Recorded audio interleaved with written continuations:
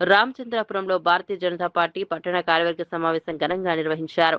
పట్టణ అధ్యక్షుడు దునే శ్రీనివాసరావు అధ్యక్షతన జరిగిన ఈ సమావేశానికి జాతీయ కార్యవర్గ సభ్యుడు సోము వీర్రాజు ముఖ్య అతిథిగా హాజరయ్యారు. జిల్లా అధ్యక్షుడు అడబాల సత్యనారాయణ, అనకాపల్లి జిల్లా in charge Karri Chittibabu, civil supply director Enimireddy Malakondaiah తదితరులు పాల్గొన్నారు. ఈ సందర్భంగా మాట్లాడిన సోము వీర్రాజు పార్టీ బలోపేతం, సభ్యత్వ విస్తరణ, బూత్ స్థాయి కార్యక్రమాలపై దృష్టి సారించాలని సూచించారు. కేంద్ర రాష్ట్ర ప్రభుత్వాల సంక్షేమ పథకాలను ప్రజల్లోకి విస్తృతంగా తీసుకెళ్లాలని కార్యకర్తలకు పిలుపునిచ్చారు. ప్రభుత్వం ఆదుకోవాలని సబ్సిడీలన్నీ కూడా ఫ్యాక్టరీదారులకి, అంటే ఫ్రీజింగ్ యూనిట్ పెట్టిన వాళ్ళకి, మేత కంపెనీలకి, అలానే ఎక్స్పోర్టర్స్కి, ఇలాంటి వారికి సబ్సిడీలు వస్తున్నాయి.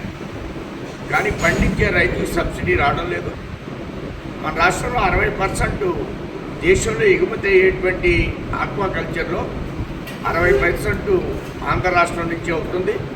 కానీ రైతుకి ఏ విధమైనటువంటి బెనిఫిట్ లేదు. ఇప్పుడు 215 రూపాయలు అమ్ముతున్నారు.